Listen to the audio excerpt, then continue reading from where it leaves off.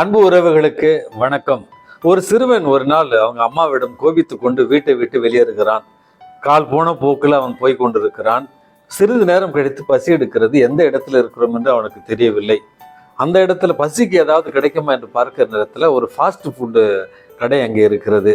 அங்க இருக்கிற அந்த ஃபாஸ்ட் ஃபுட்டை பார்த்து அவனுக்கு உண்மையாலுமே பசி எடுக்கிறது.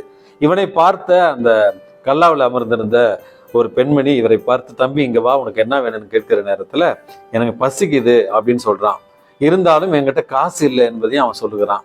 அந்த பெண்மணி சரி வா உட்கார் அப்படின்னு சொல்லிட்டு அவனை அமர வைத்து அவனுக்கு சுட சுட ஒரு ஃப்ரைட் ரைஸ் கொண்டு வந்து கொடுக்குறாங்க.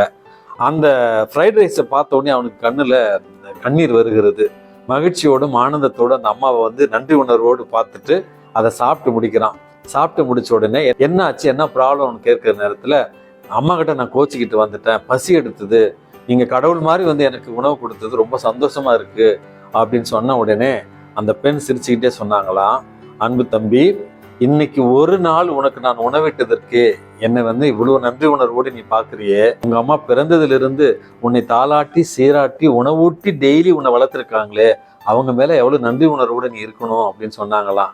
அந்த சிறுவனுக்கு அப்பொழுதுதான் அந்த உண்மை புரிகிறது. அந்த அம்மாவுக்கு எழுந்து நன்றி சொல்லிவிட்டு ஒரே ஓட்டமாக அவன் வீட்டுக்கு ஓடி வருகிறான். வீட்டு வாசலில் அம்மா பரிதவிப்போடு நின்று கொண்டிருக்கிறார்கள். வந்த உடனே எங்கப்பா போன இவ்வளவு நேரம் கட்டி அணைச்சி முத்தமிட்டு, சுட சுட உனக்கு உணவு தயாராக வைத்திருக்கிறேன், வா சாப்பிட்டு தூங்க போ அப்படின்னு சொன்னாங்களாம். அன்பை மிக்கவர்களே, நம்முடைய வாழ்க்கையில பல நேரங்கள்ல இப்படி தாங்க, அருகில் இருக்கிற அன்பை பல நேரங்களில் நம்ம உணர்வது கிடையாது.